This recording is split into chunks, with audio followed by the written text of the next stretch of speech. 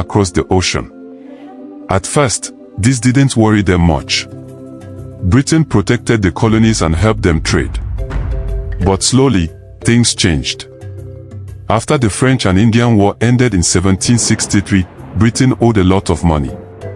To pay its debts, the British king and his leaders decided the colonies should help cover the cost. They started making new laws and taxes, even though the colonists had no say in the matter. People in America began to feel like they were being treated unfairly. They believed they should have a voice in the decisions that affected their lives. The anger grew slowly, like fire catching dry leaves. When the Stamp Act came in 1765, forcing colonists to pay for stamps on newspapers, letters, and papers, many felt pushed too far. Crowds filled the streets of Boston, New York, and Philadelphia, shouting that this was not right. Whispers of freedom began to spread. Families talked around their small wooden tables. Leaders spoke in meeting houses. Something big was coming, and everyone could feel it in their bones. America was waking up.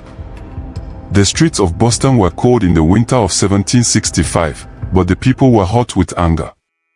They held signs and yelled, "No taxation without representation." It became the cry of the colonies.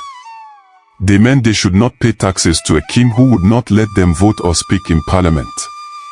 People felt ignored, squeezed, and controlled. In meeting halls and taverns, a group called the Sons of Liberty began to lead the protest.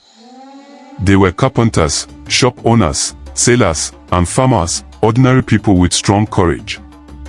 They knew they had to stand up for their rights. One of their bold leaders was Samuel Adams, a man with fire in his voice and a strong belief in freedom. By 1766, the Stamp Act was finally removed because of all the protests. Cheers filled the colonies, and bells rang out. But the peace didn't last. Britain passed more laws, like the Townshend Acts in 1767, adding taxes on tea, glass, paint, and paper. These laws felt like new chains being tightened around the colonists. Tension grew. British soldiers were sent to Boston to control the crowds.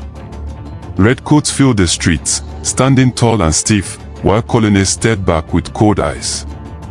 People began to wonder how long peace could last with guns on every corner.